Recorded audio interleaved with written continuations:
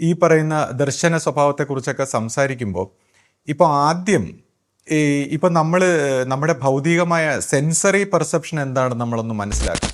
ധ്യാന സ്വഭാവത്തിലും ആധ്യാത്മിക രംഗത്തും അല്ലെങ്കിൽ നമ്മുടെ ഒരു പോസിറ്റിവിറ്റിയിലൊക്കെ ഉയരുമ്പോൾ നമ്മുടെ ഈ പീനിയൽ ഗ്ലാൻഡിൻ്റെ ഈ കെമിക്കൽസിൻ്റെ ചേഞ്ച് കൊണ്ട് കൺഫ്യൂഷൻസ് ഉണ്ടായി. അപ്പോൾ ഗുരു ശിഷ്യനിലൂടെ പുനർജനിക്കുകയാണ്. ഈ പറയുന്ന മറ്റ് ബന്ധങ്ങളിലൂടെ കുഞ്ഞൊക്കെ വരുമ്പോൾ ഈ ഗുരു ശിഷ്യനിലൂടെ പുനർജനിക്കുകയാണ്. അപ്പോൾ ആധ്യാത്മിക പുരോഗതിയിൽ ഗുരുദർശനത്തിന്റെ പ്രാധാന്യം എന്താണ്? അപ്പൊ അതിനെ കുറിച്ചൊന്ന് വിശദീകരിക്കും. ഇനി ഈ പരമ്പരയിൽ എക്കാലവും ഗുരു നമുക്ക് പ്രസന്റ് ടെൻസിലാണ്, പാസ്റ്റ് ടെൻസിൽ പറയാൻ പാടില്ല. കാലാന്തര ഗുരുവിനെ പാസ്റ്റ് ടെൻസിൽ പറയാൻ പാടില്ല. നമ്മുടെ ഗുരുമാർഗത്തിന്റെ അല്ലെങ്കിൽ നമ്മുടെ പരമ്പരയുടെ ഒരു ഭാവിയെ കുറിച്ച് ശ്രീക്ക് എന്തെങ്കിലും കാഴ്ചപ്പാടുകളുണ്ട്? എന്താ?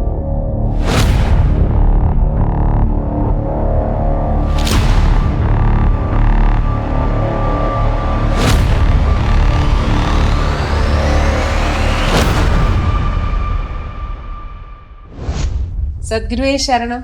എല്ലാവർക്കും ലൈഫ് ഡിവൈൻ്റെ പുതിയ എപ്പിസോഡിലേക്ക് സ്വാഗതം. ഇപ്പോൾ കഴിഞ്ഞ വീഡിയോയിൽ ശ്രീ ഇങ്ങനെ ആധ്യാത്മിക അനുഭൂതികളെ കുറിച്ച് പറഞ്ഞു, പല രീതിയിലുള്ള ആധ്യാത്മികമായിട്ടുള്ള അനുഭവങ്ങളെ കുറിച്ചൊക്കെ പറഞ്ഞു. ഒപ്പം തന്നെ മാനസിക വിഭ്രാന്തികളെ കുറിച്ചും പറയുകയുണ്ടായി. പല രീതിയിൽ ആളുകൾക്ക് മാനസികമായിട്ടുള്ള പല ഇല്യൂഷൻസും ഉണ്ടാവുമല്ലോ, അതിനെക്കുറിച്ചൊക്കെ പറയുകയുണ്ടായി.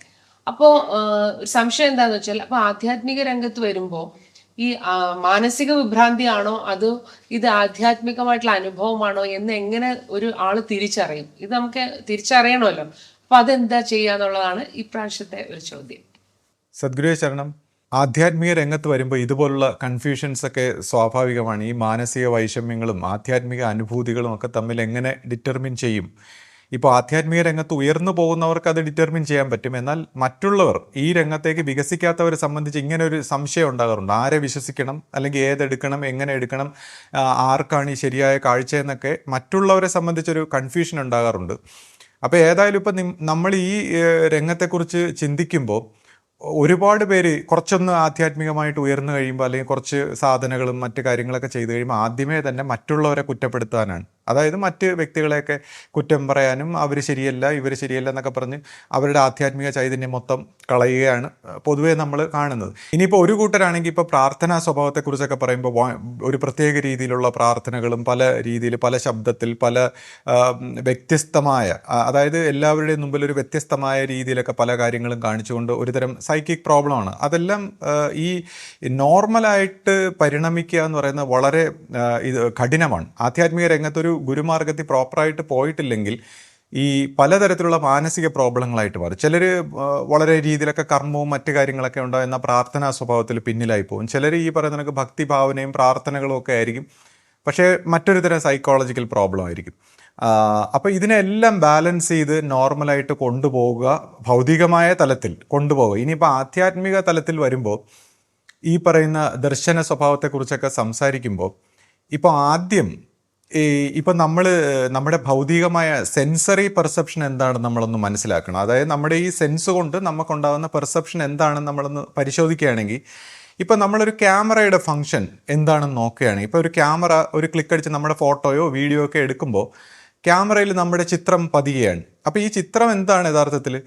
ഈ പുറത്തുള്ള ഈ പ്രകാശം റിഫ്ലക്റ്റ് ചെയ്ത് ഈ പ്രകാശം അതിനകത്ത് ചെല്ലുമ്പോൾ ഈ പ്രോസസ്സറിനെ പ്രോഗ്രാം ചെയ്ത് വെച്ചേക്കാണ്. ഓരോ പ്രകാശത്തിൻ്റെയും കളേഴ്സിൻ്റെ അതിൻ്റെ ഫ്രീക്വൻസി, അതിൻ്റെ ഹീറ്റും ചൂടും കളേഴ്സിനെ അനുസരിച്ച് അവർ പിക്സൽ സൃഷ്ടിക്കും.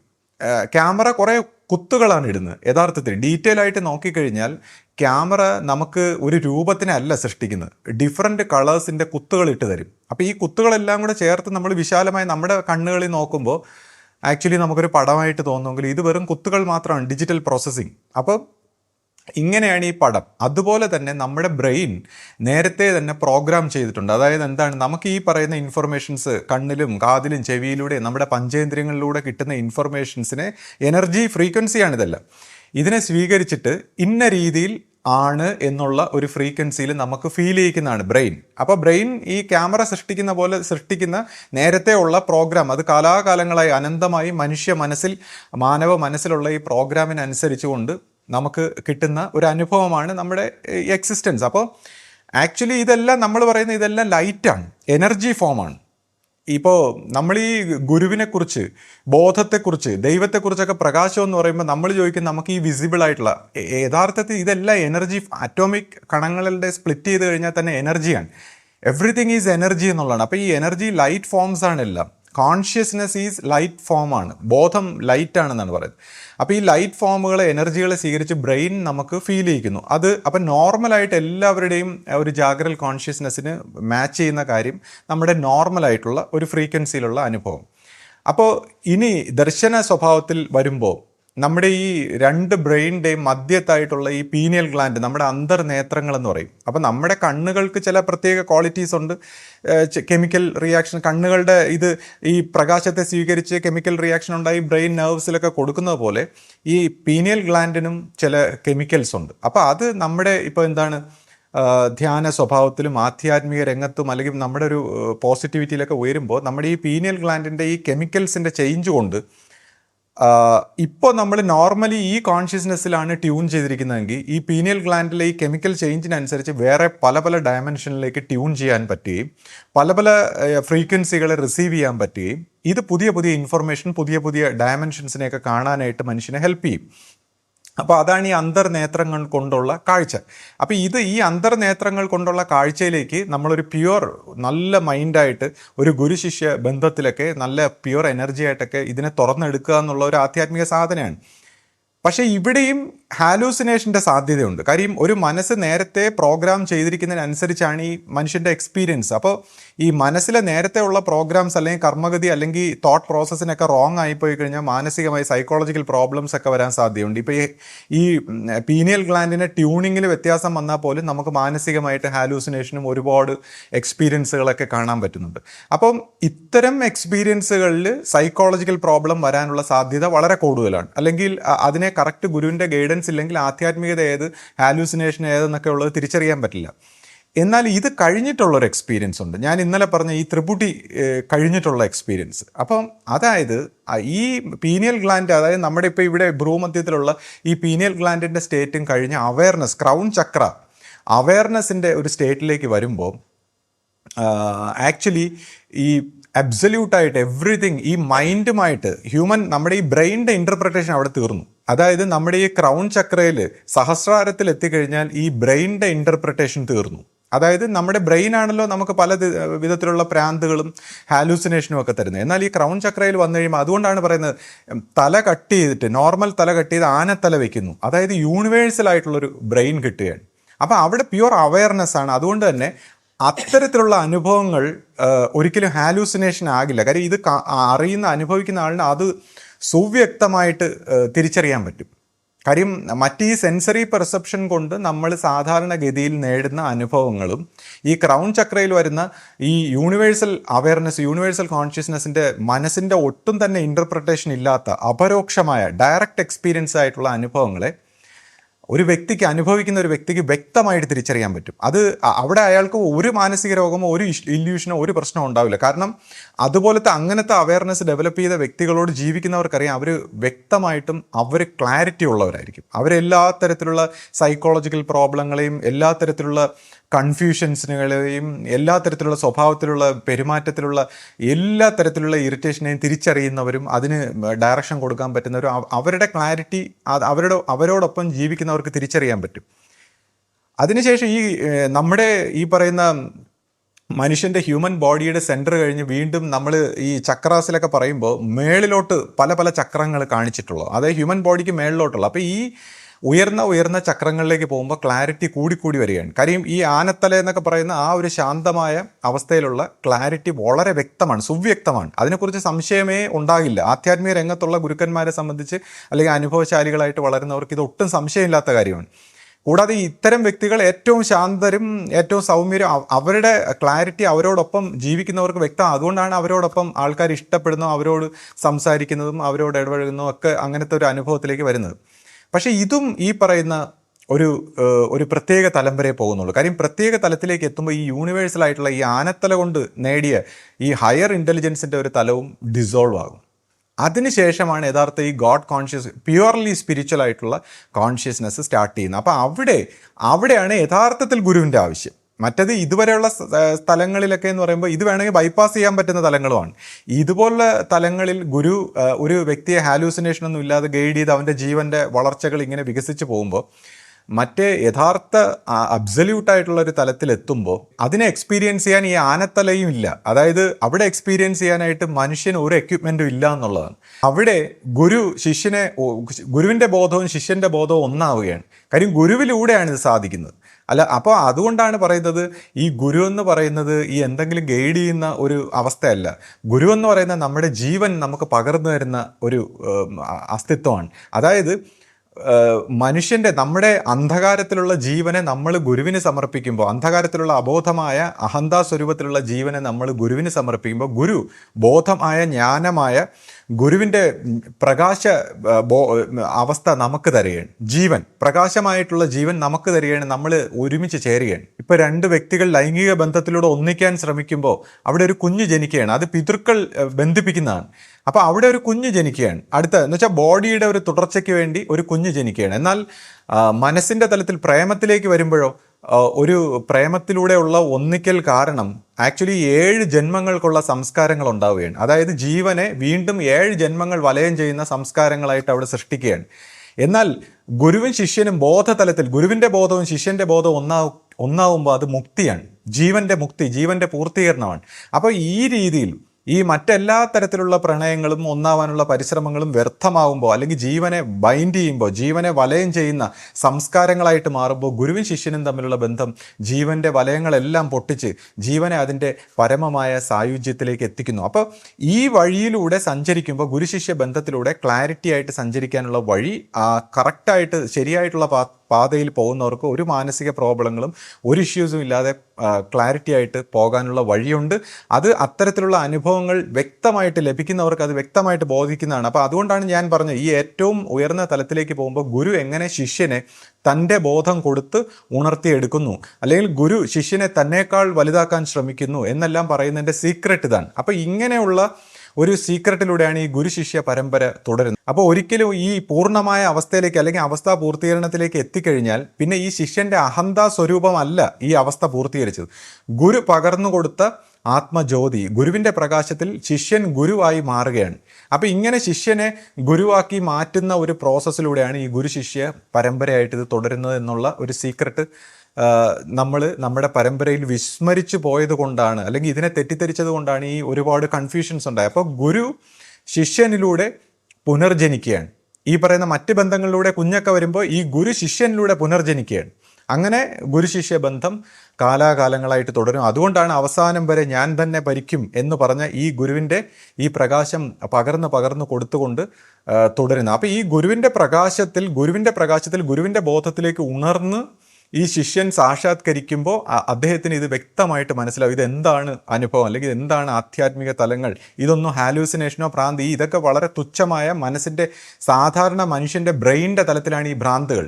അപ്പോൾ ആധ്യാത്മിക രംഗത്ത് ഈ അഹന്താ സ്വരൂപത്തെ വിട്ടു പോകാൻ ആകാത്തവരെ സംബന്ധിച്ച് ഈ ഭ്രാന്തിൻ്റെ തലത്തിലേക്ക് പരിണമിക്കും. കറക്റ്റ് ഈ പറയുന്ന ഇപ്പോൾ പലരും വിചാരിച്ചേക്കുന്ന ആധ്യാത്മിക രംഗത്ത് വരുമ്പോൾ നമ്മൾ ഈ പുറമേക്ക് ഈ സക്സസ്ഫുൾ ആകുന്ന വലുതാകുന്ന വലിയ വലിയ വ്യക്തിത്വങ്ങളാകുന്ന ആ മനസ്സൊക്കെ വെച്ചിട്ട് നമ്മൾ ഈ ആധ്യാത്മിക രംഗത്ത് വരുമ്പോൾ അവിടെയും വലുതാകാൻ ശ്രമിക്കും പൊതുവേ.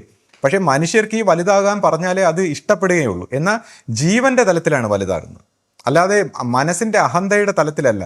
അപ്പോൾ അതുകൊണ്ടാണ് നമ്മൾ ഓരോരുത്തരും ഹമ്പിളായിരിക്കണം. ആധ്യാത്മിക രംഗത്ത് വരുമ്പോൾ ഗുരുവിന് മാത്രം പ്രാധാന്യം കൊടുത്തുകൊണ്ട് മറ്റ് അവനവൻ്റെ വ്യക്തിത്വങ്ങൾക്കൊന്നും പ്രാധാന്യം കൊടുക്കരുത്. ഇപ്പോൾ ഗുരു പോലും, നമ്മുടെ ഫൗണ്ടർ ഗുരു പോലും അവസാനം വരെയും ഞാനൊന്നുമല്ല, അതായത് ഗുരുവിൻ്റെ അകത്തും പുറത്തും എല്ലാം ദൈവം, സമ്പൂർണ്ണമായ ദൈവമായിട്ടിരിക്കുമ്പോഴും ഗുരു പറയുന്നത് ഞാനൊന്നുമല്ല എന്നാണ് പറഞ്ഞിരുന്നത്. അപ്പോൾ അങ്ങനെ പറയുന്നത് നമുക്കൊരു മാതൃകയാണ്. അപ്പോൾ ഈ അവസാനം വരെ മനുഷ്യൻ്റെ ജീവിച്ചിരിക്കുന്ന അവസാനം വരെ നമ്മൾ ഞാനൊന്നുമല്ല എന്ന ഭാവത്തിൽ ഈ അഹന്താ സ്വരൂപത്തിൽ ഇരിക്കുമ്പോഴേ ജീവൻ ഈ വികസിച്ച് ഏറ്റവും പൂർണ്ണതയിലെത്തും. അല്ലാതെ ജീവിച്ചിരിക്കുന്ന സമയത്ത് ഞാൻ എന്തെങ്കിലും ആണെന്ന് വിചാരിക്കുന്നവർ, അപ്പോൾ സന്യാസ സ്വഭാവത്തിലും മറ്റ് ആധ്യാത്മികമായി ഉയരുന്ന വ്യക്തികളൊക്കെ ഞാൻ എന്തെങ്കിലും ആണെന്ന് കരുതുകയാണെങ്കിൽ അവരുടെ ആധ്യാത്മിക വളർച്ച തീർന്ന് അത്തരത്തിലാണ് ഈ ഭ്രാന്തിലേക്ക് പോകുന്നത്. ഇപ്പം ഞാൻ എന്തെങ്കിലും ആണ് എന്ന് കരുതുകയാണെങ്കിൽ ഇവർക്ക് ഈ പറഞ്ഞ ത്രിപുടി മുടിഞ്ഞ് പോകാൻ പറ്റില്ല. ഞാൻ എന്തെങ്കിലും ആണ്, ഞാനാണ് സംഭവം എന്നൊക്കെ വിചാരിച്ചിരിക്കുന്നവർക്കാണ് ഈ പോകാൻ പറ്റാത്തതും ഇവരുടെ ഈ ആധ്യാത്മിക വളർച്ച തടരുന്നതും സൈക്കോളജിക്കൽ പ്രോബ്ലം ആയിട്ട് മാറുന്നത്. അപ്പോൾ നമ്മൾ ശ്രദ്ധിച്ചു കഴിഞ്ഞാൽ മെജോറിറ്റി ആയിട്ടുള്ള ഈ ആൾക്കാർക്ക് ഈ അഹന്ത സ്വരൂപത്തെ വിട്ടു പോകാനുള്ള ഒരു അറിവുണ്ടാവില്ല. അപ്പോൾ എന്ത് പറ്റും, ഇത് സൈക്കോളജിക്കൽ പ്രോബ്ലം ആയിട്ട് മാറും. ഈ ശരീരത്തിൻ്റെ തലത്തിൽ ഈ എനർജി യൂണിവേഴ്സൽ ആയിട്ടുള്ള കോൺഷ്യസ്നെസ്സിലേക്ക് മേർജ് ചെയ്യാൻ പറ്റാതെ വരുമ്പോൾ അത് ബ്രെയിനിനെ പല രീതിയിലുള്ള സൈക്കോളജിക്കൽ പ്രോബ്ലങ്ങളും ഇറിറ്റേഷനും, അവരുടെ ജീവിതം മൊത്തം ഇഷ്യൂസ് ആയിരിക്കും, പരാതികളായിരിക്കും. അപ്പോൾ ആധ്യാത്മിക രംഗത്ത് വരുന്നവർ ആ സമർപ്പിച്ച് അഹന്ത സ്വരൂപത്തിൽ എളിമയായി വിനയപ്പെട്ടൊക്കെ വളർന്നു വന്നില്ലെങ്കിൽ കംപ്ലീറ്റ് സൈക്കോളജിക്കൽ പ്രോബ്ലം ആയിപ്പോൾ. അതിൻ്റെ ഒരു വശവും നമ്മൾ ഈ നമ്മുടെ പരമ്പരയിലെ ഒരുപാട് കണ്ടിട്ടുണ്ട്. അപ്പോൾ അഹന്ത സ്വരൂപത്തിൽ ഞാനൊന്നും അല്ല, ഇപ്പം ഞാൻ സന്യാസിമാരും എല്ലാവരും ഒക്കെ നോർമലാണ്, കോമൺ ആണെന്നൊക്കെ പറയുന്നത് ജീവൻ്റെ തലത്തിൽ വളരുക തന്നെയാണ് ഓരോരുത്തരും. പക്ഷേ അത് നമ്മൾ പറഞ്ഞുകൂടാ.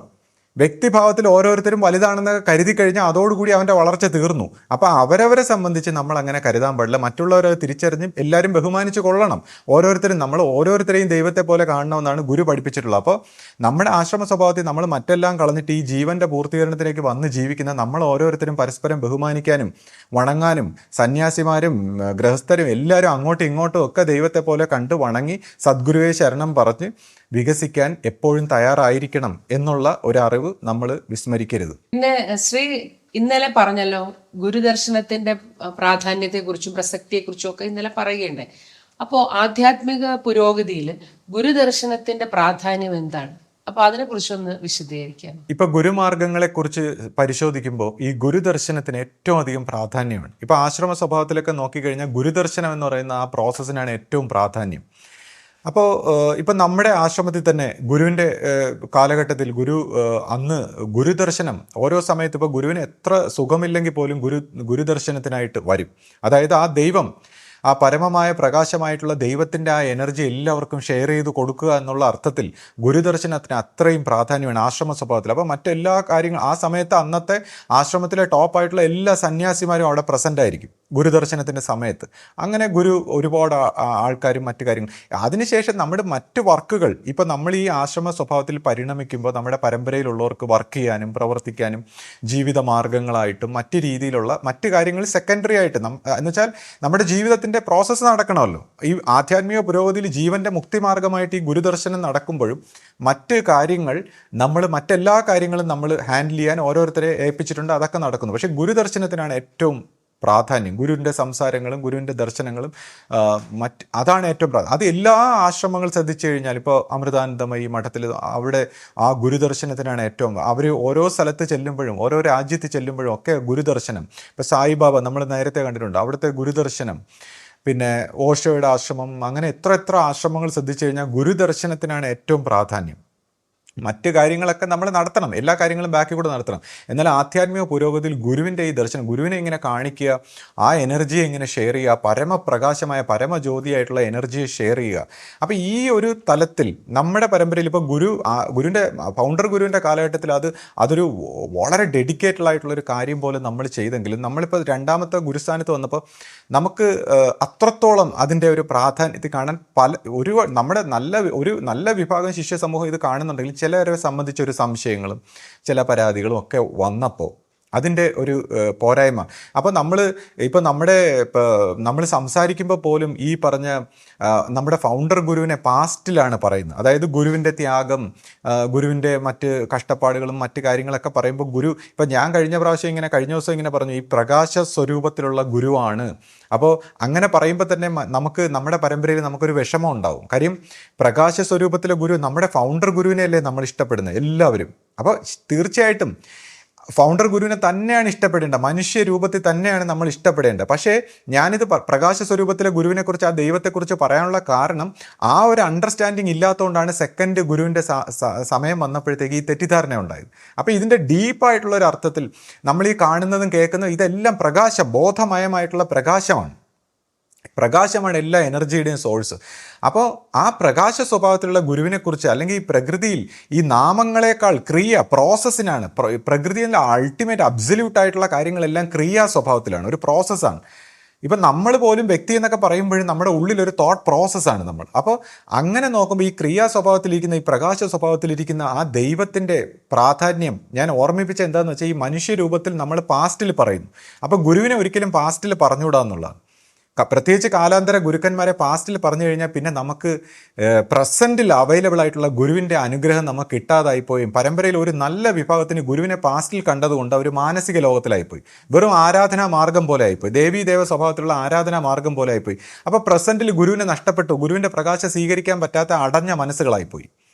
അപ്പോൾ ഈ ഗുരുവിനെ പാസ്റ്റ് ടെൻസിൽ ഇങ്ങനെ ഗുരുവിനെ ഒരു മനുഷ്യ രൂപത്തിൽ മാത്രം ഒതുക്കിക്കൊണ്ട് ഗുരുവിൻ്റെ ജന്മത്തെക്കുറിച്ചും ജീവിതത്തെക്കുറിച്ചും ഒക്കെ നമ്മൾ പറയുന്നതല്ല, നമ്മൾ ഈ പ്രസൻറ്റ് ടെൻസിൽ ഗുരു അവൈലബിൾ ആണ്, ഗുരു എക്കാലം ഇവിടെ അവൈലബിൾ ആണ്. ഇപ്പോൾ ശിഷ്യപൂജിതയിലൂടെ ഗുരു ഷെയർ ചെയ്ത് കൊടുത്ത ആത്മബോധമാണ് ശിഷ്യപൂജിത ക്യാരി ചെയ്ത് നമ്മുടെ കൂടെ നിൽക്കുന്നത്.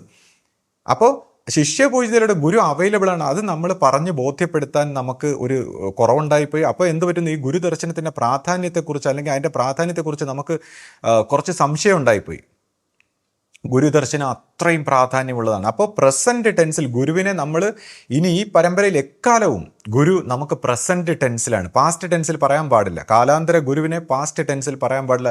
ഞാൻ എങ്ങും പോയിട്ടില്ല എന്നാണ് ഗുരു പറഞ്ഞേക്കുന്നത്, ഇവിടെ തന്നെ ഉണ്ട്. ആ പ്രകാശത്തെക്കുറിച്ച് പറയുമ്പോൾ സൂര്യപ്രകാശത്തിൽ നിന്നാണ് നമ്മുടെ ഈ ഭൂമിയിലുള്ള നമ്മുടെ ലൈഫിൻ്റെ എല്ലാ എനർജിയും. ഇപ്പോൾ സസ്യലതാദികൾ ഈ പ്രകാശത്തിലൂടെയാണ് നമുക്ക് ആഹാരം പാചകം ചെയ്യുന്നത്. ഇവിടുത്തെ സകല നിലനിൽപ്പും, ഇവിടുത്തെ നീരാവിയും മഴയും ഇവിടുത്തെ എല്ലാ എനർജിയും, ഇപ്പോൾ ഭൂഗർഭത്തിലൂടെ കൽക്കരിയും അല്ലെങ്കിൽ നമ്മുടെ പെട്രോളിയം ഉൽപ്പന്നങ്ങൾ പോലും പണ്ട് സൂര്യനിൽ നിന്ന് ശേഖരിച്ച എനർജിയാണ് നമുക്ക് തിരിച്ചിപ്പോൾ തരുന്നത്, മണ്ണിൻ്റെ അടിയിൽ കൊണ്ടുപോയിട്ട്. അങ്ങനെ നമ്മുടെ സകല ജീവ സോഴ്സിൻ്റെയും എനർജി ഈ പ്രകാശമാണ്. ഈ പ്രകാശത്തിൽ പോലും നമുക്ക് ഇത്ര ഡിഗ്രി, അതായത് ഗാമ റേസോ അല്ലെങ്കിൽ അൾട്രാ വയലറ്റ് റേസ് ഒക്കെ പറഞ്ഞ് ഇൻഫ്രാറെഡ് എന്നൊക്കെ പറയുന്ന ഇതിൻ്റെ ഇടയ്ക്കൊരു സ്പെക്ട്രത്തിൽ കുറച്ച് പ്രകാശത്തെ നമുക്ക് പെർസീവ് ചെയ്യാൻ പറ്റുന്നുള്ളൂ. അപ്പോൾ നമ്മുടെ ഹ്യൂമൻ ബീയിങ്ങിൻ്റെ പെർസെപ്ഷൻ ഈ സൂര്യൻ എന്ന് പറയുന്ന ആ ലെവലിൽ പോലും ഇത്രയാണ്. ഇനി അടുത്ത സൂര്യൻ്റെ എല്ലാത്തിൻ്റെയും സെൻറ്ററായ ഗാലക്സി, ബില്യൺസ് ഓഫ് സ്റ്റാർസ് ചേർന്നുള്ള ഗാലക്സിയുടെ സെൻറ്ററിലുള്ള ഈ ബ്ലാക്ക് ഹോളിൽ നിന്ന് സൂക്ഷ്മമായ പ്രകാശം വരുന്നുണ്ട്. ഗ്രോസ് പ്രകാശത്തെ മാത്രം അത് പിടിക്കുന്നു, പക്ഷേ സൂക്ഷ്മമായ പ്രകാശം വരുന്നുണ്ട്. അത് നമുക്ക് ഒട്ടും തന്നെ പെർസീവ് ചെയ്യാൻ പറ്റുന്നില്ല. അത് നമ്മളെ സംബന്ധിച്ച് ബ്ലാക്ക് ഹോളാണ്. ഇനി ഈ ഗാലക്സികളെ ദ ഗ്രേറ്റ് അട്രാക്ടർ എന്ന് പറയുന്ന ഒരു സെൻറ്ററിലേക്ക് ഈ ഗാലക്സികൾ 1.5 ലക്ഷം ഗാലക്സികൾ അതിനെ ചുറ്റുന്നു എന്നാണ് പറയുന്നത്. ആ അട്രാക്ടറിൻ്റെ കുറിച്ച് നമുക്ക് ഒരു ഐഡിയ ഇല്ല.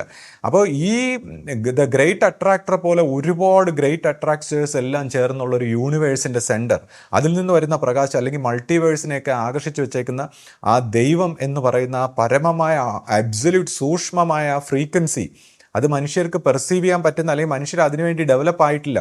അപ്പോൾ അങ്ങനെയുള്ള ഒരു സൂക്ഷ്മമായ ദൈവത്തിൻ്റെ പരമമായ ദൈവത്തിൻ്റെ വെളിച്ചം തരുന്ന അല്ലെങ്കിൽ നമ്മുടെ മനുഷ്യ തലത്തിലേക്ക് കൊണ്ടുവരുന്നതാണ് ഗുരു. അപ്പോൾ ആ ഗുരുവിൻ്റെ പ്രകാശം ഞാൻ കഴിഞ്ഞ ദിവസം പറഞ്ഞു, നമ്മുടെ ശിഷ്യ സമൂഹമാണ് അതിനെ ഡിസ്ട്രിബ്യൂട്ട് ചെയ്യേണ്ടത്. ശിഷ്യ സമൂഹം അതിനെ സ്വീകരിച്ച് അതിനെ ഡിസ്ട്രിബ്യൂട്ട് ചെയ്യണം. അതിനുവേണ്ടി ശിഷ്യ സമൂഹം ഡെവലപ്പ് ആയിക്കൊണ്ടിരിക്കണമെന്നാണ് പറയുന്നത്. ഇപ്പോൾ ശിഷ്യ സമൂഹത്തെക്കുറിച്ച് പറയുമ്പോഴും ഒരാളുടെ ഭാവന, ഇപ്പോൾ ജീവൻ്റെ വളർച്ചയ്ക്കനുസരിച്ചാണ് ഈ പറയുന്ന വികസിച്ച ആന്തരികമായിട്ടുള്ള ഭാവനാ തലങ്ങളെല്ലാം ഡെവലപ്പ് ചെയ്ത് ഈ പറയുന്ന സത്യത്തിൻ്റെ വെളിച്ചവും അല്ലെങ്കിൽ സത്യത്തിൻ്റെ കാര്യങ്ങളെല്ലാം പെർസീവ് ചെയ്യാൻ പറ്റുന്നത്. അപ്പോൾ അതുകൊണ്ട് തന്നെ ഇപ്പോൾ നമ്മൾ പ്രാർത്ഥിക്കണമെന്ന് പറഞ്ഞാൽ പോലും ഇപ്പോൾ എല്ലാവർക്കും ആ ഭാവനാ തലം ഉൾക്കൊണ്ട് പ്രാർത്ഥിക്കാൻ പറ്റില്ല, അല്ലെങ്കിൽ യാന്ത്രികമായി പോകും. അപ്പോൾ ഈ പ്രാർത്ഥനാ സ്വഭാവത്തിൽ ഈ ദൈവികമായിട്ടുള്ള ഈ ഉയർന്ന തലങ്ങളെല്ലാം റിസീവ് ചെയ്ത് നമ്മൾ പ്രാർത്ഥിച്ച് ഇത് ഡിസ്ട്രിബ്യൂട്ട് ചെയ്യുന്ന ഈ ഗുരുദർശനത്തിൻ്റെ പ്രാധാന്യം അത്രയ്ക്ക് വലുതാണ്. അപ്പോൾ എത്രയും പെട്ടെന്ന് ഏറ്റവും വലിയ ഒരു ദർശന മന്ദിരം നമുക്ക് സ്റ്റാർട്ട് ചെയ്ത് ഈ പറയുന്ന ഗുരുദർശനത്തിൻ്റെ ആ മഹിമ, അല്ലെങ്കിൽ ഗുരു നമുക്ക് നമ്മളിൽ കൊളുത്തിവെച്ച ആ ദീപത്തിൻ്റെ, ഗുരു തുടങ്ങി വെച്ച ആ ദീപത്തിൻ്റെ ആ പിന്തുടർച്ച നമുക്ക് നടത്തണം. ഇപ്പോൾ തന്നെ ഗുരു നമ്മളെ അറിയിച്ചിട്ടുള്ള 25 ചതുർയുഗങ്ങൾക്ക് മുൻപ് മനു പരമ്പരയായിരുന്നു. അപ്പോൾ ആ മനു പരമ്പരയിൽ ഓരോ ആചാര്യന്മാരായിട്ട് വന്നാണ് ഈ കാര്യങ്ങൾ സാധിച്ചു കൊണ്ടിരുന്നത്. അപ്പോൾ ഒരു മന്വന്തരത്തിന് ഒരു മനു, ആ മനുവിൽ നിന്ന് ഇങ്ങനെ ഇത്ര ആചാര്യന്മാരായിട്ടാണ് ഇത് സാധിച്ചുകൊണ്ടിരുന്നത്. അങ്ങനെ നോക്കുമ്പോൾ ഇപ്പോൾ വീണ്ടും ഗുരു ആ ഗുരുമാർഗം എസ്റ്റാബ്ലിഷ് ചെയ്തിരിക്കുകയാണ്. അപ്പോൾ ഈ മനു പരമ്പരയിൽ മനു മാത്രം ഓരോ മനുക്കളായിട്ട് വരുന്നത് പോലെ തന്നെ ഗുരുമാർഗത്തിൽ ഗുരുക്കന്മാരിങ്ങനെ വന്നുകൊണ്ടിരിക്കും.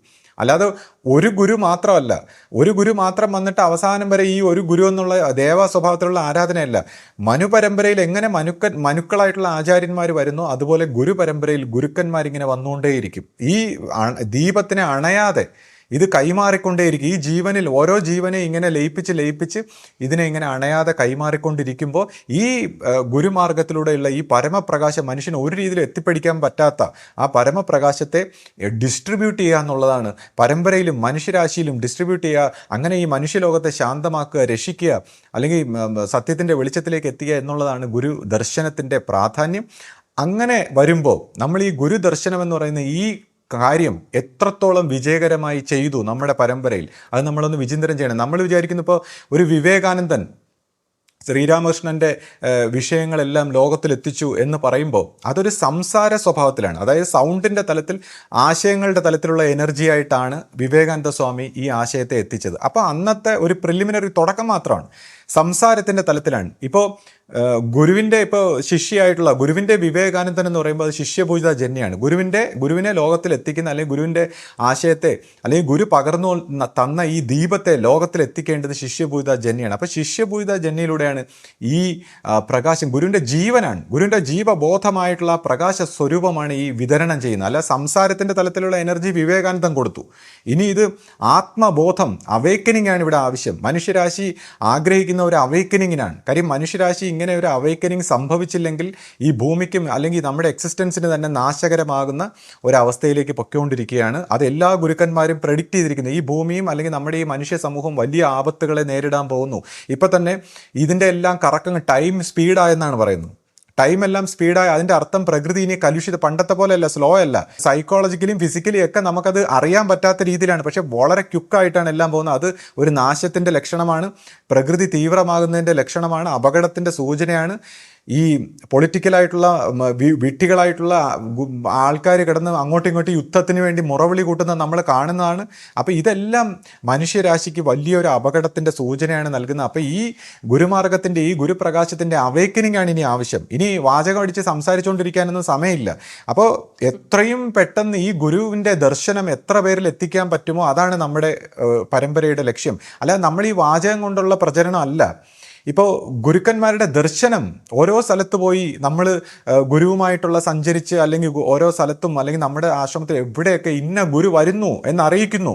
അപ്പോൾ ആ ഗുരുവിൻ്റെ ആൾക്കാരും എല്ലാവരും വന്നു ചേർന്ന് ഗുരുദർശനം, അവിടെ ഉള്ളവർക്ക് ഈ ഗുരുവിൻ്റെ മഹിമ എന്താണ്, അല്ലെങ്കിൽ നവജ്യോതി ശ്രീ കരുണാകര ഗുരു സ്റ്റാർട്ട് ചെയ്തിട്ടുള്ള ഈ ഗുരുമാർഗം എന്താണ്, അത് എങ്ങനെ പിന്തുടരുന്നു എന്നെല്ലാം മനസ്സിലാക്കി ഈ ഗുരുവിൻ്റെ ദർശനത്തിൻ്റെ ആ പ്രകാശം എല്ലാവരിലും വിതരണം ചെയ്യുക എന്നുള്ളതാണ് നമ്മുടെ ലക്ഷ്യം. വ്യക്തി മാഹാത്മ്യത്തിനെ കുറിച്ചല്ല, ഒരു വ്യക്തിയുടെ മാഹാത്മ്യത്തെക്കുറിച്ചല്ല. ഈ പ്രകാശം എത്തിച്ച് മനുഷ്യരാശിയെ ശാന്തമാക്കി, മനുഷ്യൻ്റെ ആ ടൈമിനെയും എല്ലാത്തിനെയും നമുക്ക് തിരിച്ചു കൊണ്ടുവന്ന് ഏറ്റവും വലിയ ആ സൂക്ഷിപ്പിലേക്ക് പോകാൻ നമുക്ക് കഴിയട്ടെ. അപ്പോൾ ഈ ഭാഗത്ത് നമ്മൾ പരസ്പരം തമ്മിത്തല്ലാതെ വഴക്കൂടാതെ ഇതിൻ്റെ നന്മയെ തിരിച്ചറിഞ്ഞ് നമുക്ക് എല്ലാവർക്കും ഒത്തൊരുമയോടെ, സ്നേഹത്തോടെ, ഐക്യത്തോടെ ഈ ഗുരുമാർഗത്തിൻ്റെ പൂർത്തീകരണം നടത്താം. ഇപ്പം തന്നെ പലപ്പോഴും ഞാൻ ശ്രദ്ധിച്ചിട്ടുണ്ട്, ചിലർക്കെങ്കിലും ഈ ഗുരുമാർഗമൊക്കെ നമ്മൾ, അല്ലെങ്കിൽ ഗുരുദർശനം എന്നൊക്കെ പറയുമ്പോൾ എത്രയും പെട്ടെന്ന് തീർത്തിട്ടൊക്കെ പോകാമെന്ന് നമ്മൾ ചിലർ കരുതും. പക്ഷേ ഇത് തീർത്തിട്ട് പോകാനുള്ളൊരു കാര്യമല്ല. നമ്മൾ ഒരു ദിവസം മൊത്തം ആയിരുന്നാലും, അത്രയ്ക്ക് ആൾ വന്നാലും, ഗുരുവിൻ്റെ ആരോഗ്യം എല്ലാം നമ്മൾ പ്രാർത്ഥിച്ച് നമ്മൾ പുതുക്കിയെടുക്കണം. പൂർണ്ണമായ ആരോഗ്യത്തിൽ ഗുരുവിനെ ആക്കിയെടുത്ത് ഈ ഗുരുദർശനത്തിന് കൊണ്ടുവന്ന് എത്ര നേരം കഴിഞ്ഞാലും, കാര്യം നമുക്ക് ഇപ്പോൾ പലരും നമ്മൾ വിചാരിക്കും നമുക്ക് ഈ ഇത് വേറെ ജോലി, നമ്മൾ ഗുരുവിൻ്റെ ആൾക്കാരായിട്ട് വന്നവർക്ക് നമുക്ക് വേറെ ജോലികളൊന്നുമില്ല. ഈ കാര്യങ്ങൾ പൂർത്തിയാക്കി ഇത് എത്ര പേരിൽ എത്തിക്കാൻ പറ്റുമോ അതാണ് നമ്മുടെ ജോലി. അപ്പോൾ ഇത് ആനന്ദത്തോടെ, ഇപ്പോൾ ഓഷോയുടെയൊക്കെ ആശ്രമത്തിൽ ചെന്ന് കഴിഞ്ഞാൽ ആ ഗുരുദർശനം എല്ലാവർക്കും ആനന്ദമാണ്, സന്തോഷമാണ്. ഭക്തന്മാർ, ശിഷ്യന്മാർ എല്ലാവരും ആനന്ദമായിട്ടാണ് ഇരിക്കുന്നത്. അപ്പം നമ്മളിത് ഒരു ആനന്ദമാക്കി മാറ്റണം. ഗുരുവിൻ്റെ ആരോഗ്യം നമ്മളെല്ലാവരും കൂടെ ചേർന്ന് മെച്ചപ്പെടുത്തി എടുക്കണം. അതിനുശേഷം ഇതൊരു ആനന്ദമാക്കി, ഒരു ഉത്സവമാക്കി. ഈ ഗുരുദർശനമാണ് നമ്മുടെ ഉത്സവം. എല്ലാവരും അവിടെ നിൽക്കുമ്പോൾ ആനന്ദമായി, ഭക്തിയായി, ഭക്തിസാന്ദ്രമായി, ഉത്സവമായി. ഇത് ടൈമൊന്നും തീരാൻ പാടില്ല. ഇത് തന്നെ നമ്മുടെ ജോലി, അല്ലെങ്കിൽ ഇത് തന്നെ നമ്മുടെ കർമ്മം, ഇതാണ് നമ്മുടെ പൂർത്തീകരണം. അങ്ങനെ ആ രീതിയിലാകുമ്പോഴാണ് ആൾക്കാരൊക്കെ വരാൻ പോകുന്നത്. അല്ലാതെ നമ്മൾ ഈ പറയുന്നത് കുറച്ചു നേരം കഴിഞ്ഞിട്ട് എത്രയും പെട്ടെന്ന് തീരുക എന്ന് വിചാരിച്ചാൽ അങ്ങനെയല്ല. ഇത് നമ്മൾ ആഘോഷമാക്കി മാറ്റുമ്പോഴാണ് ഗുരുവിനും സന്തോഷം. ഗുരു ഒട്ടും വയ്യെങ്കിൽ പോലും ഗുരുദർശനത്തിന് എപ്പോഴും വരുമെന്നാണ് പറയുന്നത്. പണ്ടേ ഗുരുവായാലും ശിഷ്യഭൂത ആയാലും. കാര്യം ഈ പ്രകാശം, ഈ ദൈവത്തിൻ്റെ ഇത് എല്ലാവർക്കും ഷെയർ ചെയ്യുക എന്നുള്ളതാണ്. അപ്പോൾ ഇതൊരു ആഘോഷമാണ്. അപ്പോൾ ഈ ആഘോഷത്തെ തിരിച്ചറിഞ്ഞ്, ഇതിൻ്റെ മഹിമ തിരിച്ചറിഞ്ഞ്, ഇതിലൂടെയാണ് ഗുരുവിൻ്റെ പ്രചാരണവും നടക്കുന്നത്. ഗുരു പണ്ടേ ഗുരുവിനെ മറ്റാരും പ്രചരിപ്പിക്കുന്ന ഗുരു അനുവദിച്ചിട്ടില്ല. ഗുരു ആ ദൈവത്തിൻ്റെ പ്രചരണം മാത്രമേ അനുവദിച്ചിട്ടുള്ളൂ. ദൈവമായിട്ട് സ്വാഭാവികമായിട്ട് നടത്തുന്ന പ്രചരണമാണ് അനുവദിച്ചിട്ടുള്ളത്. അപ്പോൾ ആ രീതിയിൽ പ്രചരിപ്പിക്കാനും മറ്റ് നമ്മുടെ സ്ഥാപനങ്ങളും മറ്റ് കാര്യങ്ങളും എല്ലാം നമ്മൾ നല്ല രീതിയിൽ നോക്കി നടത്തി ഇതിൻ്റെ ആ ഒരു പൂർത്തീകരണത്തിൽ എത്തിക്കാൻ നമുക്ക് ഓരോരുത്തർക്കും കഴിയട്ടെ എന്ന് ഗുരുവിനോട് പ്രാർത്ഥിക്കുന്നു. അപ്പോൾ ശ്രീ, നമ്മുടെ ഗുരുമാർഗത്തിന്റെ അല്ലെങ്കിൽ നമ്മുടെ പരമ്പരയുടെ ഒരു ഭാവിയെക്കുറിച്ച് ശ്രീക്ക് എന്തെങ്കിലും കാഴ്ചപ്പാടുകളുണ്ട്? എന്താണ് ശ്രീയുടെ ഒരു കാഴ്ചപ്പാട് നമ്മുടെ ആശ്രമത്തെ കുറിച്ച്? ഇപ്പം നമ്മൾ ഗുരുവിൻ്റെ ഒരു ദേഹവിയോഗത്തിന് ശേഷമുള്ള ഒരു കാലഘട്ടം, ഇപ്പോൾ 25 വർഷത്തിൽ പരമായിട്ടുള്ള ഒരു കാലഘട്ടം പരിശോധിച്ചാൽ ആശ്രമത്തിൻ്റെ ഒരു വികാസം, ഒരു വലിയ രീതിയിലുള്ള ഒരുപാട് വികാസങ്ങളും ഒരുപാട് നന്മയും, എന്നാൽ അതിൻ്റെ ചില കോട്ടങ്ങളും കുറവുകളും ഒക്കെ നമുക്ക് കാണാൻ സാധിക്കുന്നതാണ്. അപ്പം നമ്മൾ വിമർശന സ്വഭാവത്തിൽ പറയുമ്പോൾ ആരും വിഷമിക്കാൻ പാടില്ല. ഇത് നിഷ്പക്ഷമായി നമ്മളിത് വിശകലനം ചെയ്ത് നമ്മളിതിനെ കറക്റ്റ് ചെയ്തെടുക്കാനാണ് പരിശ്രമിക്കേണ്ടത്. ഇപ്പം ഞാൻ ആര് എന്ത് മറ്റേതെന്നുള്ളതല്ല. ഞാൻ എന്തുകൊണ്ടാണ് ഇത് സംസാരിക്കുന്നത്, കാരണം ഞാൻ ഈ ഫേസ്ബുക്കിൽ തൊട്ട് ഇപ്പോൾ യൂട്യൂബിലൊക്കെ ആയാലും ഇത്രയും വർഷങ്ങളായിട്ട് പല രീതിയിലുള്ള ചില പരാതികളും അല്ലെങ്കിൽ സംശയങ്ങളും പ്രശ്നങ്ങളും ഒക്കെ ഉന്നയിക്കുമ്പോൾ വിശദീകരണങ്ങൾ കൊടുത്തുകൊണ്ടിരിക്കുകയാണ്. അപ്പോൾ ആരും പറഞ്ഞിട്ടല്ല, ഇതിനെക്കുറിച്ച് മനസ്സിലാക്കിയ ഒരു വശത്തിലിരുന്നുകൊണ്ട് ഞാൻ വിശദീകരണങ്ങൾ കൊടുത്തുകൊണ്ടിരിക്കുകയാണ്. അപ്പോൾ ഈ വിശദീകരണങ്ങളൊന്നും ആരും പറഞ്ഞില്ലല്ലോ എന്തിന് എന്നൊക്കെ ചോദിച്ചാൽ ഈ വിശദീകരണത്തിന് വലിയ പ്രസക്തിയുണ്ട്. കാരണം പല മനസ്സുകളും, സീരിയസ് ആയിട്ടുള്ള പല മനുഷ്യരുടെയും മനസ്സിലെ സംശയങ്ങൾ മാറി അവർ ഈ വിധ്വംസക പ്രവർത്തനങ്ങളിൽ നിന്ന് പിന്മാറിയിട്ടുണ്ട്. ഞാൻ പറയുന്നത് കേട്ടതിന് ശേഷം. കാര്യം അവരും ഈ വളരെ വളരെ അണ്ടർസ്റ്റാൻഡിംഗ് ഉള്ള, മനസ്സിലാക്കിയ പലർക്കും ഈ തെറ്റിദ്ധാരണ ഉണ്ടായിട്ടുണ്ട്. അവരൊക്കെ ഈ രീതിയിൽ ഈ തെറ്റിദ്ധാരണയിൽ പോയിരുന്നെങ്കിൽ ഈ പ്രവർത്തനങ്ങൾ, ഈ വിധ്വംസക പ്രവർത്തനങ്ങൾ മറ്റൊരു തലത്തിലാകുമായിരുന്നു. അപ്പോൾ നമ്മൾ ഈ പ്രവർത്തിക്കുന്ന ഈ കാര്യത്തിന് വലിയ പ്രസക്തിയുണ്ട്. അപ്പം നമ്മൾ ഈ വിമർശിക്കുകയും അല്ലെങ്കിൽ എന്തെങ്കിലും വിചിന്തനം ചെയ്യുകയും ചെയ്യുമ്പോൾ ഞാൻ ആര്, മറ്റവനാര്, മറിച്ചത് എന്തോന്നൊന്നും നമ്മൾ ചോദിക്കാൻ പാടില്ല. നമ്മളിത് പറയും, നമ്മൾ പറയുമ്പോൾ നമ്മളൊന്നും ആരും നടപ്പാക്കണമെന്നോ ലിസൺ ചെയ്യണമെന്നോ കേൾക്കണമെന്നോ ഒന്നും പറയുന്നില്ല. നമ്മുടെ ഒരു അഭിപ്രായം ഇങ്ങനെ ഷെയർ ചെയ്യും. നമ്മുടെ മനസ്സിൽ വരുന്ന നിഷ്കളങ്കമായിട്ട് ഞാൻ ഷെയർ ചെയ്യുന്നു, ഒളിച്ചു വയ്ക്കാതെ. അപ്പോൾ അതിനകത്ത് എന്തെങ്കിലും പരിവർത്തനങ്ങളോ എന്തെങ്കിലും നന്മയുണ്ടെങ്കിൽ നമുക്കതെടുത്ത് സ്വീകരിച്ച് നമുക്ക് ലോകത്തിലേക്ക് എത്തിക്കുക. അല്ലെങ്കിൽ ഈ നന്മ, കാര്യം നമ്മളെ സംബന്ധിച്ച് വ്യക്തി പൂജയോ വ്യക്തി മഹാത്മ്യമോ വ്യക്തികളെ വലുതാക്കലോ ഒന്നുമല്ല. ഗുരുവിൻ്റെ ഈ ആശയത്തെ, ഗുരുവിൻ്റെ ഈ സത്യത്തെ ലോകത്തിലേക്ക് എത്തിക്കുക. ഗുരു ഒരു ശിഷ്യനെ വളർത്തിയെടുത്ത ആ ശിഷ്യനിലൂടെ ഈ ഒരു സത്യത്തെ പ്രചരിപ്പിക്കാൻ ആഗ്രഹിക്കുക, അല്ലെങ്കിൽ ആ ശിഷ്യനിലൂടെ ഗുരു പ്രവർത്തിക്കുന്നെങ്കിൽ ഗുരുവിന് ഒരിക്കലും മരണമില്ല. നവജ്യോതി ശ്രീ കരുണാകര ഗുരുവാണ് നമ്മുടെ എക്കാലത്തെയും നമ്മുടെ ആരാധ്യ സ്വരൂപമെങ്കിൽ ആ ഗുരുവിന് മരണമില്ല. ഇറ്റേണലായിട്ടുള്ള, അനന്തമായിട്ടുള്ള ആ ഗുരു നമ്മുടെ പരമ്പരയിലൂടെ എക്കാലവും നമ്മളെ മനുഷ്യ രാശിയെ സംരക്ഷിക്കാനായിട്ടുണ്ട് എന്നുള്ള ആ സത്യത്തിൻ്റെ വെളിച്ചത്തിൽ പ്രവർത്തിക്കുന്ന നമുക്ക് ഇത് മാത്രമേ ഉള്ളൂ കാര്യം, അല്ലാതെ നമുക്ക് മറ്റെന്ത് കാര്യം? അപ്പോൾ അങ്ങനെ വരുമ്പോൾ നമ്മൾ ഈ 25 വർഷത്തെ കാര്യങ്ങൾ പരിശോധിക്കുമ്പോൾ നമ്മൾ പലതും നിഷ്പക്ഷമായിട്ട് ശ്രദ്ധിച്ച് നമ്മളത് അനലൈസ് ചെയ്യണം. ഇപ്പോൾ ഞാൻ നോക്കുമ്പോൾ ആദ്യത്തെ ഒരു 10 വർഷം ശിഷ്യഭൂത ജന്നിയുടെ നേരിട്ടുള്ള മേൽനോട്ടത്തിൽ പ്രവർത്തിച്ച് വളരെ മികച്ച രീതിയിൽ ഇത് പ്രവർത്തിച്ചുകൊണ്ടിരുന്നു. എന്നാൽ ആ സമയത്താണ് ഈ പല രീതിയിലുള്ള സംശയങ്ങളും മറ്റു കാര്യങ്ങളും ഇങ്ങനെ പലരും പല രീതിയിലൊക്കെ ഓരോന്നുണ്ടായിച്ചപ്പോൾ ഗുരു ഉൾവലിഞ്ഞു. കാരണം എന്താ വെച്ചാൽ ഗുരു എന്ന് പറയുന്ന ഈ പ്രകാശത്തെ മാനിക്കാതെ അതിൻ്റെ ദോഷം കൂടെ ഈ പരമ്പരയ്ക്ക് വരണ്ടെന്ന് വിചാരിച്ച് ഗുരു ഉൾവലിഞ്ഞു. അപ്പോൾ പിന്നെ ഈ പ്രവർത്തിക്കുന്ന അധികാര സ്വഭാവത്തിലുള്ളവരുടെ പ്രവർത്തനങ്ങളാണ് കൂടുതൽ. ഇത് എൻ്റെ ഒരു നിഗമനം. ഞാൻ കണ്ട ഒരു കാര്യം, 2 വ്യത്യസ്തമായ കാലഘട്ടത്തിൽ 2 രീതിയിലാണ്. അപ്പം ഞാൻ കണ്ട ഒരു നിഗമനം. കൂടാതെ ആദ്യ കാലഘട്ടത്തിലുള്ള ഇപ്പോൾ ചൈതന്യസ്വാമി, ഗുരുരത്നസ്വാമിയൊക്കെ ആകുമ്പോഴും തുടക്കത്തിൽ അവരും ചെറുപ്പമാണ്, അവർ വളരെ വിധേയപ്പെട്ട്, അവരും ഈ നമ്മൾ എപ്പോഴും കാണുന്ന പോലെ വിധേയപ്പെട്ട് കുമ്പിട്ട് വിനയപ്പെട്ട് ഭക്തിപൂർവ്വം നിൽക്കുന്ന നമ്മൾ കണ്ടിട്ടുണ്ട് ശിഷ്യഭൂതയുടെ മുമ്പിൽ. പിൽക്കാലത്ത് ഞാനിപ്പോൾ വീണ്ടും പറയുകയുണ്ടായി, അവരിപ്പോൾ വളരെ വലിയ വ്യക്തിത്വങ്ങളായിട്ടൊക്കെ മാറിയിരിക്കുകയാണ്. പക്ഷേ എത്ര വലിയ വ്യക്തിത്വങ്ങളായാലും ഗുരു പോലും അവസാനം നമ്മളോട് പറഞ്ഞു ഞാൻ ഒന്നുമല്ല എന്നാണ് ഗുരു നമുക്ക് അവസാനം വരെ മാതൃക കാണിച്ചു തന്നതെങ്കിൽ ഈ പ്രകാശ സ്വരൂപിയായ ഈ ദൈവത്തിൻ്റെ മുമ്പിൽ നമ്മൾ ആരും ഒന്നുമല്ലെന്ന് തന്നെ നമ്മളെല്ലാവരും അവസാനം വരെയും അങ്ങനെ തന്നെ ജീവിക്കണം. ഈ മനുഷ്യജന്മം നമ്മൾ അങ്ങനെ തന്നെ ജീവിച്ച് തീർത്ത് നമ്മുടെ ജീവനെ വലയം ചെയ്തിരിക്കുന്ന ഈ ശരീര മനസ്സുകളായിരിക്കുന്ന ഈ അഹന്താ സ്വരൂപമായിരിക്കുന്ന ഈ അഴുക്കിനെ നമ്മൾ കഴുകിക്കളയണം. അപ്പോൾ ഇവിടെ ആരും വലുതല്ല, അത് നമ്മൾ വ്യക്തമായിട്ട് മനസ്സിലാക്കണം. എന്നാൽ ഓരോ സ്ഥാനത്തിരിക്കുന്നവരെ, ഗുരു ഏൽപ്പിച്ചിരിക്കുന്നവരെ നമ്മളെല്ലാവരും അനുസരിച്ചിരിക്കണം. അത് അനുസരണം, അത് മറ്റു ഒരു തലം. അനുസരിച്ചിരിക്കണം. ഇത് വ്യക്തി മഹാത്മ്യത്തിൻ്റെ കാര്യമില്ല. അപ്പോൾ ഇന്ന് ഞാൻ പറഞ്ഞു, ഈ വലിയ വലിയ ആൾക്കാരും ഇതേപോലെ വന്ന് കണ്ട് ഗുരുവിനെ നമസ്കരിച്ച് നമുക്ക് തെളിവ് തരണം ഇപ്പോഴും വീണ്ടും. കാര്യം അങ്ങനെ വന്നില്ലെങ്കിൽ ഈ ആൾക്കാർക്ക്, അതുകൊണ്ടാണ് പലർക്കും സംശയങ്ങളുണ്ടാകുന്നത്, ഇവരൊക്കെ വലുതായോ? കാര്യം ആരും നമ്മുടെ പരമ്പരയെന്ന് പറയുമ്പോൾ ചക്രവർത്തിയെ പോലെ അന്തസ്സും ദാസനെ പോലെ വിനയും, ഓരോ വ്യക്തികളെയും ഗുരു അങ്ങനെ ചക്രവർത്തിയെ പോലെ അന്തസ് ഉണ്ടാക്കി വളർത്തി വെച്ചിരിക്കുന്ന ഒരു ആശ്രമമാണിത്. ഇവിടെ ആരെയും വന്ന് ഇങ്ങനെ ഒരു വലിയ വ്യക്തിത്വമോ ആരാധനയൊന്നും ആക്കാൻ ആൾക്കാർക്ക് ഇഷ്ടമല്ല. അതൊരു ഇഷ്യൂ ഉണ്ടാവും.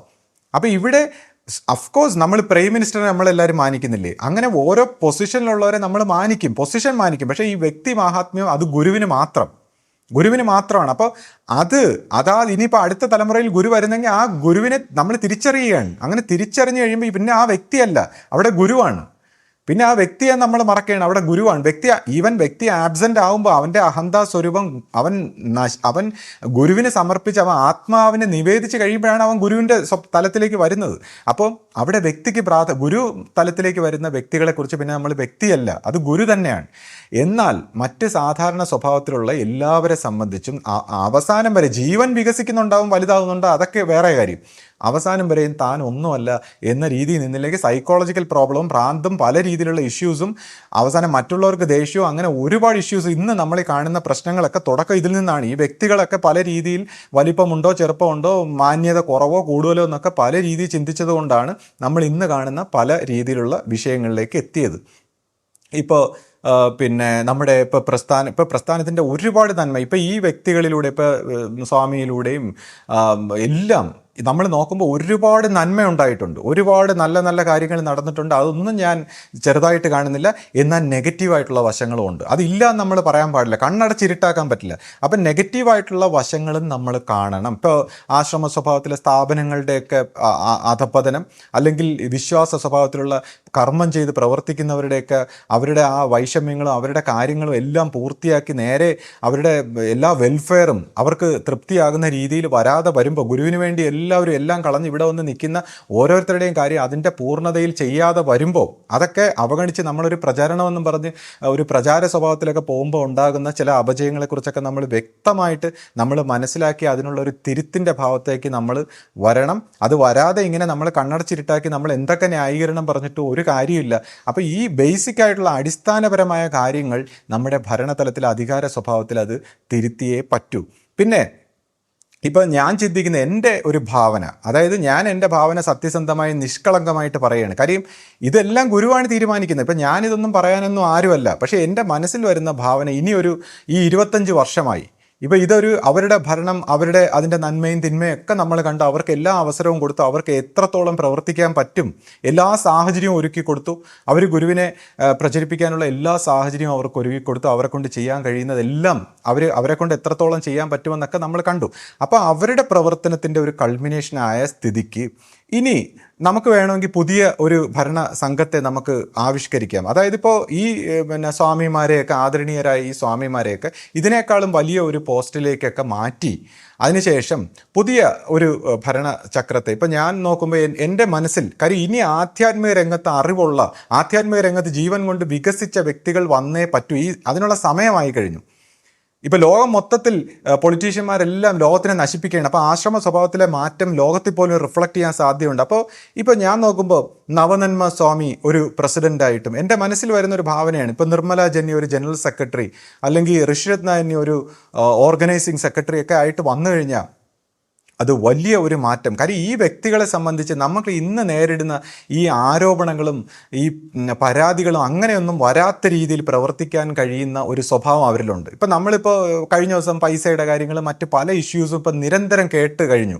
അപ്പോൾ ഒരുപാട് ആരോപണങ്ങൾ കേട്ട് കഴിഞ്ഞു. അപ്പോൾ ഈ വ്യക്തികൾ വളരെ ആധ്യാത്മികമായിട്ടുള്ള ഒരു ഉയർച്ചയുള്ള ഈ വ്യക്തികളെ സംബന്ധിച്ച് കാര്യങ്ങളെല്ലാം കൃത്യം, അല്ലെങ്കിൽ പ്രാർത്ഥനാ സങ്കല്പങ്ങളും ഇവരെ സംബന്ധിച്ച് ഈ സൈക്കോളജിക്കൽ പ്രോബ്ലം ഉള്ളവരല്ല, അല്ലെങ്കിൽ ആധ്യാത്മിക രംഗത്ത് അവർക്ക് ആധ്യാത്മികതയുണ്ട്, എന്നാൽ പ്രാക്ടിക്കലായ രംഗത്ത് അവർ പക്ക പ്രാക്ടിക്കലായിട്ടുള്ള വ്യക്തികളുമാണ്. അല്ലാതെ ഇങ്ങനെ ഒരു സൈക്കോളജിക്കൽ പ്രോബ്ലം ഉള്ള ആരാധന വ്യക്തികളും അല്ല, അവർ പ്രാക്ടിക്കലുമാണ്.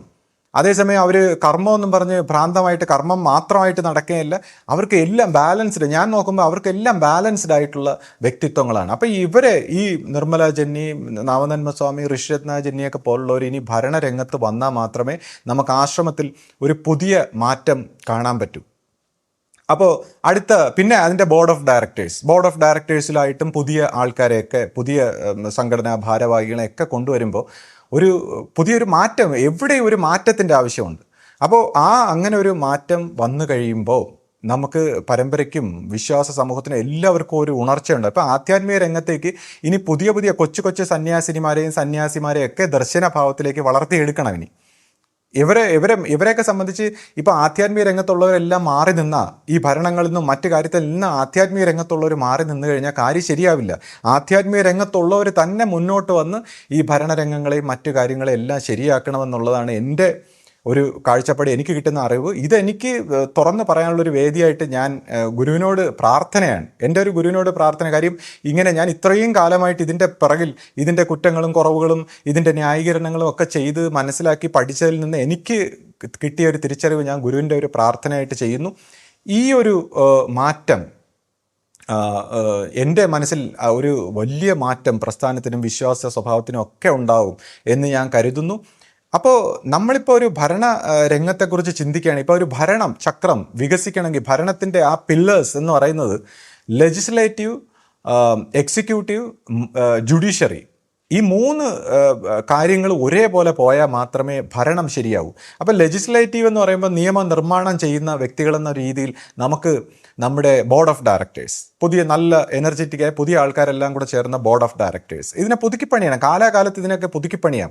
അപ്പോൾ ലെജിസ്ലേറ്റീവായിട്ട് ബോർഡ് ഓഫ് ഡയറക്ടേഴ്സ്, എക്സിക്യൂട്ടീവായിട്ട് ഈ പറയുന്ന നിർമ്മല ജന്നി, ഋഷന്നാനി, നവനന്മ സ്വാമിയൊക്കെ പോലത്തെ എക്സിക്യൂട്ടീവ്സ്, അതിനുശേഷം ജുഡീഷ്യറി. അപ്പോൾ ജുഡീഷ്യറിയുടെ തലത്തിൽ നമ്മുടെ ആശ്രമത്തിൽ ആരും ഇല്ല തൽക്കാലം.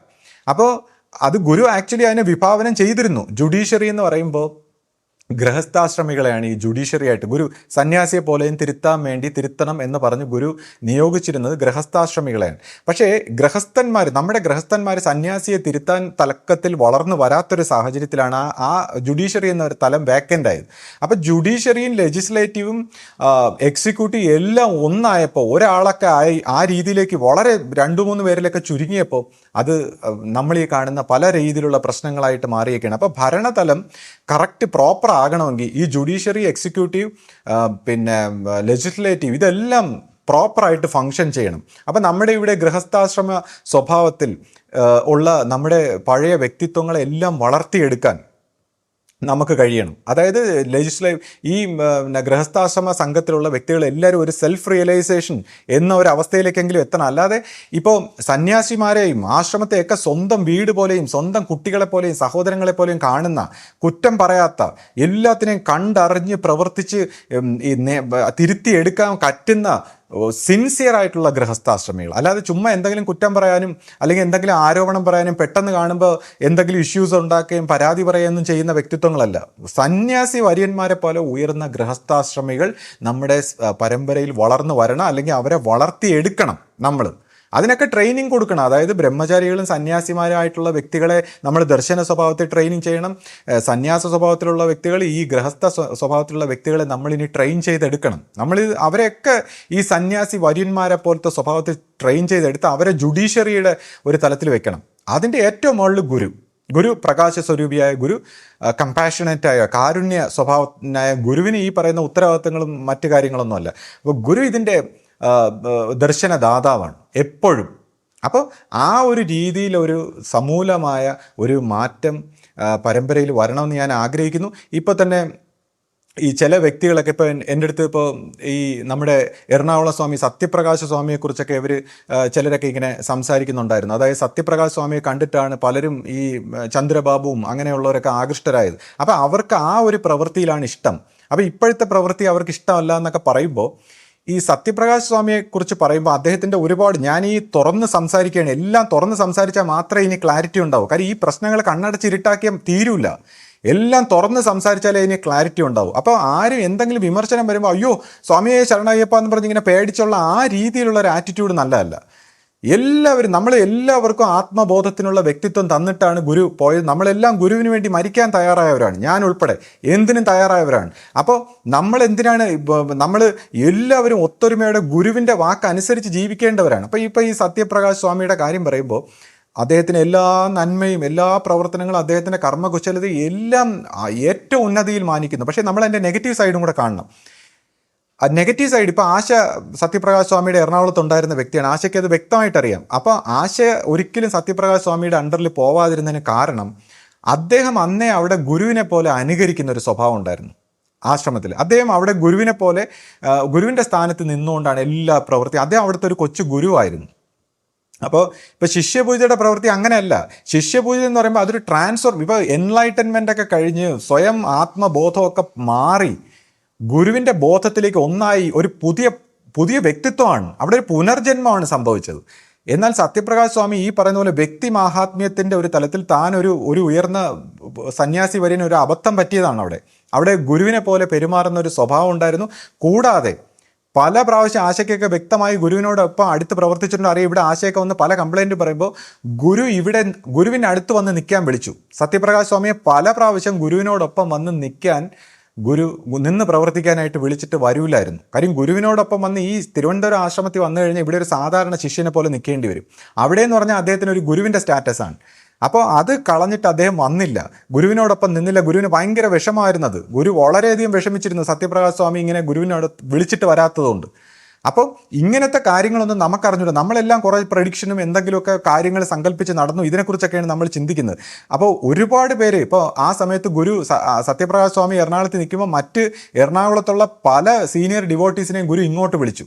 കാര്യം അതുകൊണ്ട് അന്ന് അവരിപ്പോഴും ഇവിടെ ഉണ്ട്. ഇങ്ങോട്ട് വിളിച്ചവർ ഈ സത്യപ്രകാശ് സ്വാമിയിൽ നിന്ന് വിശ്വാസത്തിൽ നിന്ന് പലരും ഇന്ന് പിരിഞ്ഞു പോയി വിശ്വാസത്തിൽ നിന്ന്. അപ്പോൾ ഇങ്ങനെയൊക്കെയുള്ള ചില അപകടങ്ങളുണ്ട്. ഗുരുവിൻ്റെ പ്രോപ്പറായിട്ടുള്ള വശത്ത് വന്നില്ലെങ്കിൽ ഇത് പിരിഞ്ഞൊക്കെ പോകും. അപ്പോൾ സത്യപ്രകാശ് സ്വാമിയിൽ നിന്ന് ആശയം മനസ്സിലാക്കി ഒരു നല്ല വിധത്തിലുള്ള ആൾക്കാരെ ഞാൻ നിരന്തരം സംസാരിക്കാറുണ്ട്. അവർക്കെല്ലാം സംശയമാണ്. നമ്മൾ ഈ ഗുരുവായിട്ട് അല്ലെങ്കിൽ അവരെല്ലാം ഗുരുവിനെ പോലെയാണ് കണ്ടിരുന്നത്. എന്നോട് പലരും സംസാരിച്ചിട്ടുണ്ട്. വളരെ ഉന്നതമായ ഒരു രീതിയിൽ കണ്ട് ഇങ്ങനെയൊക്കെ പെരുമാറുമ്പോൾ ഉണ്ടാകുന്ന ആ എനർജി ട്രാൻസ്ഫറൊക്കെ കൊണ്ട് സംശയവും പ്രശ്നങ്ങളും പ്രോബ്ലങ്ങളുമാണ്. അങ്ങനെയുള്ള എത്ര പേര് എന്നോട് ഇന്നും അവർക്ക് ഗുരുവിനെ പ്രോപ്പറായിട്ട് വിശ്വസിക്കാൻ പറ്റാത്ത ആൾക്കാരുണ്ട്. അപ്പോൾ ഈ ഗുരുമാർഗത്തിൻ്റെ ഈ ഒരു ശരിയായ തലം എന്താണ്, പ്രോപ്പറായിട്ടുള്ള ശരിയായ ഗുരുവിൻ്റെ പാത എന്താണെന്നൊക്കെ മനസ്സിലാക്കാതിരുന്ന ഇത് വലിയ അപകടമാണ്.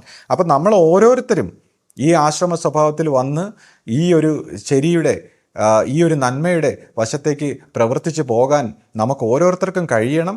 പിന്നെ ഈ ഗൃഹസ്ഥ സ്വഭാവത്തിലൊക്കെ ഉള്ള വ്യക്തിത്വങ്ങളെ വളർത്തിയെടുക്കാനും ഈ പറയുന്ന എല്ലാ ഉയർച്ചയിലേക്കും എല്ലാം പരമ്പര അതിൻ്റെ ഹാർമോണിയസ് ആക്കി കൊണ്ടുപോകാൻ ഒറ്റ കുടുംബമായിട്ട് നമുക്കിത് വളർത്തിയെടുത്ത് പണ്ട് ആശ്രമം എങ്ങനെയായിരുന്നോ നമ്മളെല്ലാവരും ആ സ്നേഹത്തോടെ കാര്യം ഇടയ്ക്ക് വെച്ച് നമുക്ക് എന്തോ ഒരു മാറ്റം വന്നതുപോലെ നമുക്കൊക്കെ തോന്നി.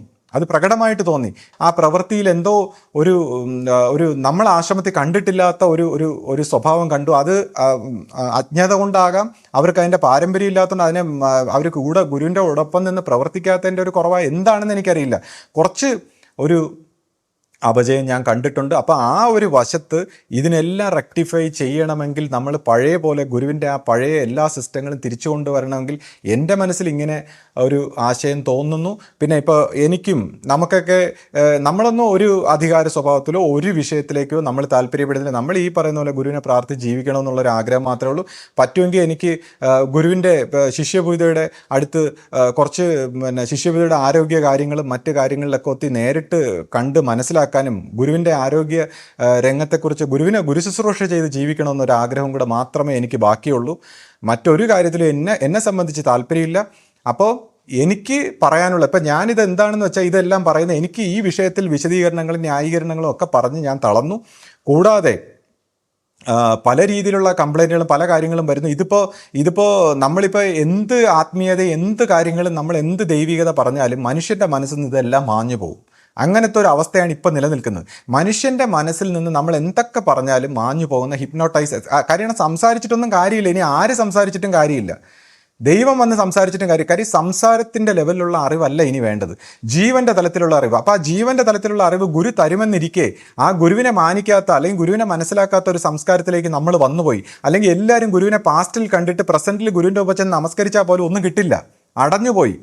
അപ്പോൾ പ്രസൻറ്റിൽ ഗുരുവിനെ സ്വീകരിക്കാൻ തക്കവണ്ണം എല്ലാവരും മനസ്സ് തുറന്നു വെച്ചുകൊണ്ട് ഗുരുവിനെ സ്വീകരിച്ചതിന് ശേഷം മറ്റെല്ലാ വ്യക്തികൾക്കും സാധാരണ സ്വഭാവത്തിലാണെന്നൊക്കെ മനസ്സിലാക്കി നമ്മളിത് പ്രവർത്തിച്ച് മുന്നിൽ വരാൻ നമുക്ക് ഓരോരുത്തർക്കും കഴിയണം. ആ ഒരു ഭാഗത്തിൻ്റെ ഇതിൽ പ്രവർത്തിച്ച് ഇത്രയും നാൾ സംസാരിച്ചതിൻ്റെ വെളിച്ചത്തിൽ ഞാനിത് സംസാരിക്കുന്നു. ഇനിയിപ്പോൾ ഞാൻ ഈ വിഷയം വിടുന്നു, ഞാൻ എന്തെങ്കിലും ആധ്യാത്മിക കാര്യങ്ങളും മറ്റ് നന്മയുള്ള കാര്യങ്ങളും പറഞ്ഞ് ജീവിക്കാൻ ആഗ്രഹിക്കുന്നു. അതിനോടൊപ്പം ഇതേപോലത്തെ ഒരു സംസാരത്തെക്കുറിച്ച് അല്ലെങ്കിൽ ഇങ്ങനത്തെ അങ്ങോട്ടും ഇങ്ങോട്ടും ഒക്കെ ഉള്ളൊരു വിഷയത്തെക്കുറിച്ച് എനിക്ക് പറയാനുള്ളതെല്ലാം പറഞ്ഞ് എൻ്റെ മനസ്സിൽ വന്ന ഭാവനയും ഞാൻ പറഞ്ഞ് അത് ഗുരുവിനോടൊരു പ്രാർത്ഥനയായിട്ട് ഞാൻ സമർപ്പിച്ച് ഞാൻ പിൻവാങ്ങുന്നു. ഇപ്പം ഇതൊന്നും ഞാൻ പറഞ്ഞ കാര്യങ്ങളൊന്നും നടക്കണമെന്നോ അല്ലെങ്കിൽ ഞാൻ പറഞ്ഞാണ് ശരിയെന്നോ ഒന്നും എനിക്ക് ഒരു നിർബന്ധവും ഇല്ല. എനിക്ക് അങ്ങനത്തെ ചിന്താഗതിയൊന്നുമില്ല. എൻ്റെ ഭാവന ഞാൻ പറഞ്ഞു. ഇനി എല്ലാം മറ്റ് രീതിയിലുള്ളവരെല്ലാം തിരുത്തി ഈ പറയുന്ന ഗുരുവിനെ മാനിച്ച് ഗുരുമാർഗത്തെ വണങ്ങിക്കൊണ്ട് എല്ലാ രീതിയിലും എന്ത് തിരുത്താണോ വരുത്തേണ്ടത് അത് വരുത്തി നമ്മൾ പൊതുജനങ്ങൾക്കും വിശ്വാസികൾക്കും അത് കാണിച്ചു തരികയാണെങ്കിൽ അത് അതിൻ്റേതായ നല്ല വശം. ഇപ്പോൾ എനിക്ക് പറയാനുള്ളത്, ഇപ്പോൾ ഒരാൾ ഈ രീതിയിലിരുന്ന് നമ്മളെ കൊണ്ട് പറയാനുള്ളത് പറയാതിരിക്കാൻ പറ്റുമോ? കണ്ണടച്ച് നമുക്ക് ഇങ്ങനെ അങ്ങ് എല്ലാം ശരി ചുമ്മാ ഇങ്ങനെ ന്യായീകരിച്ച് വിട്ടിട്ട് പോകാൻ പറ്റില്ല. നിവൃത്തിയില്ലാത്തൊരു സാഹചര്യത്തിലാണ് ഞാൻ ഇതെല്ലാം തുറന്നു പറയുന്നത്. പറ്റുമെങ്കിൽ ഈ പറയുന്ന എന്നെ പോലെ ഒരു വ്യക്തിക്ക് അകത്ത് തന്നെ വിമർശിക്കാൻ ഒരു അവസരം തരിക. എല്ലാ കാര്യങ്ങളും ഗുരുവിൻ്റെ നേരിട്ടുള്ള മേൽനോട്ടത്തിൽ ഗുരു അനുവദിക്കുകയാണെങ്കിൽ ഈ പറയുന്ന പല കാര്യങ്ങളും ഓരോ സ്ഥലത്തുള്ള ഇപ്പോൾ തെറ്റും ഓരോ സ്ഥാപനത്തിലും ഒക്കെ ഇൻസ്പെക്ഷൻ ചെയ്ത് എന്താണ് തെറ്റ് അതിനെ വിശദീകരിക്കാനും അതിൻ്റെ അഡ്വൈസ് കൊടുക്കാനും അല്ലെങ്കിൽ എന്ത് പരിവർത്തനം വരുത്തണമെന്ന് പറയാനും ഈ പറയുന്ന പോലെ കുറച്ച് പിന്നെ ഈ വിമർശിക്കാനും ഉള്ളൊരു അവസരം. കാര്യം ആരെങ്കിലും ഞാനോ ആരെങ്കിലും ഇതേപോലെ വിമർശിക്കാനും കൂടെ ഉള്ളൊരു അവസരം വന്നാൽ മാത്രമേ ഇതൊക്കെ ശരിയാകൂ. അകത്തുള്ളവർ പുറത്തു നിന്ന് വിമർശിച്ചിട്ട് കാര്യമില്ല. ഇപ്പോൾ ഇവരൊക്കെ മാറി നിന്നൊക്കെ ചെയ്യുന്ന പോലെ പുറത്തു നിന്നല്ല വിമർശിക്കേണ്ടത്, അകത്തു നിന്ന് തന്നെയാണ് എല്ലാം ചെയ്യേണ്ടത്. അപ്പോൾ എല്ലാ കാര്യങ്ങളും അകത്തു നിന്ന് ഉണ്ടാകാൻ അല്ലെങ്കിൽ പുതിയൊരു പരിവർത്തനം ഉണ്ടാകട്ടെ എന്ന് ഗുരുവിനോട് പ്രാർത്ഥിച്ചുകൊണ്ട് ഗുരുപാദങ്ങളിൽ എൻ്റെ വാക്കുകൾ സമർപ്പിക്കുന്നു. സദ്ഗുരുവേ ശരണം. സദ്ഗുരുവേ ശരണം.